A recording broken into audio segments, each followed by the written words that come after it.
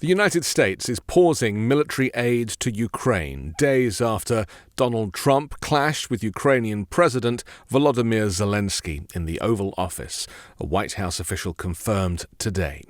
The official said the U.S. is pausing and reviewing aid to ensure it is contributing to a solution. The pause will last until Trump determines the country's leaders demonstrate a good faith commitment to peace. Once again, Congress seems to have been left out of any negotiation. It's being reported that all U.S. military equipment not currently in Ukraine would be paused, including weapons in transit on aircraft and ships or waiting in transit areas in Poland. They said that Trump ordered the Secretary of Defense, Pete Hegseth, to execute the pause. The reports come just hours after Trump told reporters at the White House that he had not discussed suspending military aid to Ukraine, but added that Zelenskyy should be more appreciative of Washington's support.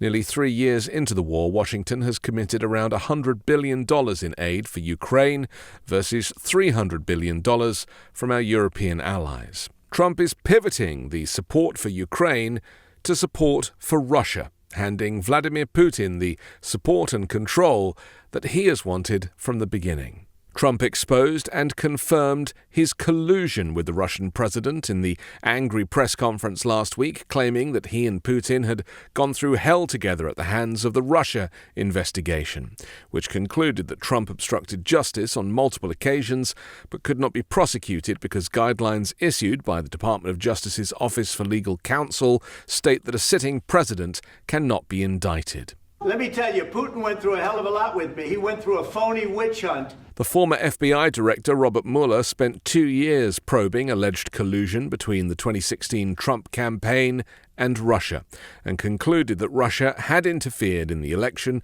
with the intention of benefiting the Trump campaign. Meanwhile, European countries are rallying around Volodymyr Zelenskyy, trying to hatch a peace plan. Well, let me just say that you're very, very welcome here in Downing Street. As you heard from the cheers on the street outside, you have full backing across the United Kingdom. And we stand with you, with Ukraine, for as long as it may take. And I hope you heard some of that cheering in the street. That is the people of the United Kingdom coming out to demonstrate how much they support you, how much they support Ukraine. There are clearly a number of options on the table, British Prime Minister Sir Keir Starmer's spokesman said.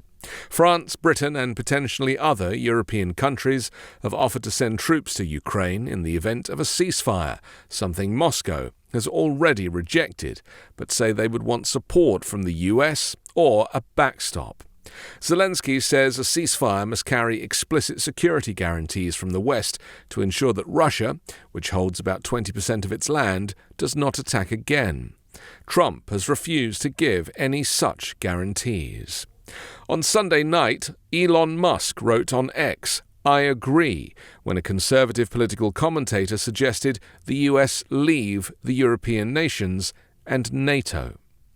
Russia has not concealed its delight, praising Trump for changing US policy and denouncing Zelenskyy. When asked, Trump denied ever calling Zelenskyy a dictator despite it being on video. He has in turn refused to call Vladimir Putin a dictator, purposefully avoiding the question. Meanwhile, the US will press ahead with steep tariffs on Canada and Mexico from tomorrow, Trump has said, setting the stage for a trade war with his country's two largest economic partners. Hours before his administration was due to hit America's closest neighbors with these sweeping import duties, Trump claimed there was no room left for a deal to avoid their imposition. The announcement led to a sharp sell-off on Wall Street. All Mexican exports to the US are set to face a levy of 25% under the plans. Most Canadian exports will face a 25% tariff, with energy products facing a 10% duty. The 10% levy on China introduced last month will be doubled to 20%, according to an executive order released by the White House. Tariffs are a very powerful weapon, Trump told reporters at a news conference, but offered no data to back that up. Wall Street fell sharply after Trump's remarks, with the S&P 500 down 1.7%, the Dow Jones Industrial Average down 1.5%, and the tech-heavy Nasdaq dropping over 2.6% as Trump announced the tariff during his chaotic speech. The tariffs will affect $900 billion in annual imports from Canada and Mexico, paid for by the American consumer with higher prices.